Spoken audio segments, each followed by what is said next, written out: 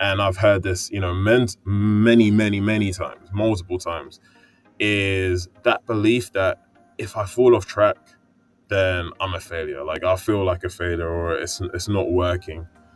And we don't need to have this all or nothing mindset when it comes to food, because it's just not healthy, right? And it's an unrealistic expectation. But it's an easy fix.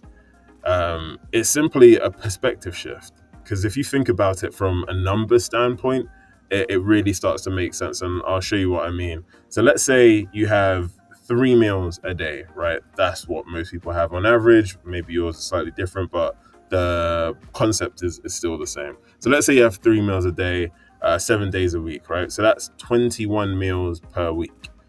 So if you followed your plan only 80% of the time, you can still get all the results you want, just like you saw with Gabby on the previous slides, right?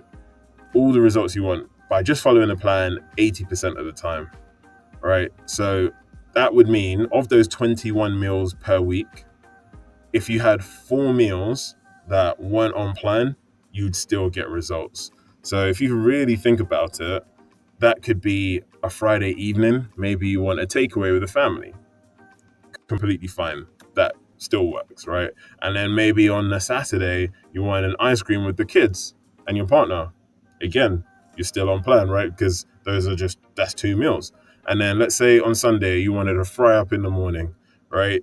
Completely fine, right? You'll still be on plan and no drama, no issues. So you can see, when you look at it from a number standpoint, you don't need perfection. All we need is progress, right? So as long as we're doing our tracking, then we're completely fine. We don't need you, and you don't need to put that expectation and that pressure on yourself to be perfect. So that was, a complete turning point also for one of our clients, Willa. So I'll just pull up her picture here. So when she realized that she didn't have to be perfect, she actually planned the cheat meals ahead of time, right? And she got phenomenal results. And this is like such a Willa picture in her before picture, literally with the pint in her hand, right? And she still got phenomenal results just by keeping that mindset of progress over perfection, right? That's way more important over the long term. And you can see she got exceptional results just from being consistent and not being too hard on herself. So what she found was really helpful was having three nutrition consultations over a 3 month period. And what that did is it gave her an opportunity to get a custom meal plan and then tweak it regularly. And then guess what happened? She started to get results.